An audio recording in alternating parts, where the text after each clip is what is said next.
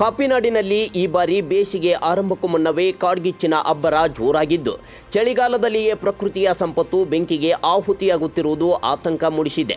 ಕಾಪಿನಾಡಿನ ಪ್ರಸಿದ್ಧ ಚಾರ್ಮಾಡಿ ಘಾಟ್ ಮತ್ತು ಚರ್ಚ್ ಗುಡ್ಡದಂತಹ ಪ್ರದೇಶಗಳಲ್ಲಿ ಈಗಾಗಲೇ ಬೆಂಕಿಯ ಕೆನ್ನಾಲಿಗೆ ಚಚ್ಚಿದ್ದು 10 ಎಕರೆ ಅರಣ್ಯ ಪ್ರದೇಶ ಭಸ್ಮವಾಗಿದೆ. ತಾಪದ ತೀವ್ರತೆ ಹೆಚ್ಚುತ್ತಿರುವ ಕಾರಣ ಶೋಲಾ ಕಾಡುಗಳು ಸೇರಿದಂತೆ ಅಮೂಲ್ಯ ಸಸ್ಯವರ್ಗ ನಾಶವಾಗುತ್ತಿದೆ. ಬೆಂಕಿಯ ಅಬ್ಬರಕ್ಕೆ ಸಿಲುಕಿ ಪ್ರಾಣಿ ಪಕ್ಷಿಗಳು ಬಲಿಯಾಗುತ್ತಿವೆ. ಅರಣ್ಯ ಇಲಾಖೆಯು ಕಾಡನ್ನು ರಕ್ಷಿಸಲು ಎಷ್ಟೇ ಪ್ರಯತ್ನ ಮಾಡಿದರೂ ಕೂಡ ಸಾಲು ಸವಾಲುಗಳು ಎದುರಾಗುತ್ತಿವೆ.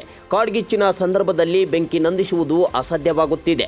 ವಾರದಲ್ಲಿ ಕನಿಷ್ಠ 2 ರಿಂದ 3 ಕಡೆ ಬೆಟ್ಟಗುಡ್ಡಗಳಿಗೆ ಬೆಂಕಿ ಬೀಳುತ್ತಿರುವ ಪ್ರಕರಣಗಳು ವರದಿಯಾಗುತ್ತಿರುವುದು ಜಿಲ್ಲಾ ಅರಣ್ಯ ಇಲಾಖೆಯ ನಿದ್ದೆಗೆಡಿಸಿದೆ.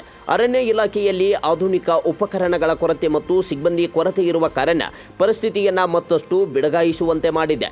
ಈ ಹಿನ್ನೆಲೆಯಲ್ಲಿ ಸರ್ಕಾರದ ವಿರುದ್ಧ ಪರಿಸರವಾದಿಗಳು ತೀವ್ರ ಆಕ್ರೋಶ ವ್ಯಕ್ತಪಡಿಸಿದ್ದು ಮುಂದಿನ ದಿನಗಳಲ್ಲಿ ಬಿಸಿಲಿನ ತೀವ್ರತೆ ಮತ್ತಷ್ಟು ಹೆಚ್ಚಾಗಲಿರುವ ಕಾರಣ ಕಾಡ್ಗಿಚ್ಚಿನ ಪ್ರಕರಣಗಳು ಇನ್ನಷ್ಟು ಏರಿಕೆಯಾಗುವ ಭೀತಿ ಎದುರಾಗಿದೆ.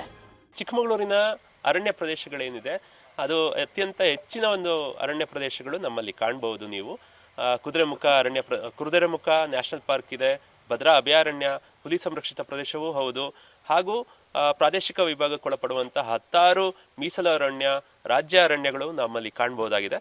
ಅಂತಹ ಅರಣ್ಯ ಪ್ರದೇಶಗಳೇನಿದೆ ಅವುಗಳಿಗೆ ಈಗ ಪ್ರತಿ ವರ್ಷ ಏನು ಬೇಸಿಗೆ ಸಮೀಪಿಸಿದಾಗ ಎದುರಿಸುವಂತಹ ಬೆಂಕಿ ಸಮಸ್ಯೆ ಏನಿದೆ ಇದು ಕಾಡ್ತಾ ಇದೆ. ಭದ್ರಾ ಅಭಯಾರಣ್ಯದಲ್ಲಿ ಸಿಬ್ಬಂದಿಗಳಿದ್ದಾರೆ, ಅವರು ಕಾಡನ್ನ ಸಂರಕ್ಷಣೆ ದೃಷ್ಟಿಯಲ್ಲಿ ಆಲ್ರೆಡಿ ಬೆಂಕಿಗೆರೆಗಳನ್ನ ಮಾಡುವಂತಹ ಕಾರ್ಯ ಅದು ಅವರಿಗೆ ಮ್ಯಾಂಡೇಟರಿ ಆಗಿರುತ್ತೆ, ಅದು ಮಾಡ್ತಾ ಬರ್ತಿದ್ದಾರೆ. ಆದರೆ ನಮಗೆ ಮುಖ್ಯವಾಗಿ ಪ್ರಾದೇಶಿಕ ಏನು ಅರಣ್ಯ ವಿಭಾಗ ಇದೆ ಅದು ಅಲ್ಲಿನ ಅಧಿಕಾರಿಗಳು ಈಗ ಕೊಠಡಿಯಿಂದ ಏನು ತಮ್ಮ ಕೊಠಡಿಗಳಿಂದ ಹೊರಡೆ ಬಂದು ಗ್ರೌಂಡ್ ಸ್ಟಾಫ್ ಜೊತೆಗೆ ನಿಂತ್ಕೊಂಡು ಈ ಬೆಂಕಿ ನಿಗ್ರಹ ಶಿಬಿರಗಳನ್ನು ರಚನೆ ಮಾಡುವಂಥದ್ದು, ತಾತ್ಕಾಲಿಕ ಬೆಂಕಿ ವಾಚರ್ಸ್ಗಳನ್ನ ಅಪಾಯಿಂಟ್ ಮಾಡ್ಕೊಳ್ಳುವಂಥದ್ದು ಇರ್ಬೋದು.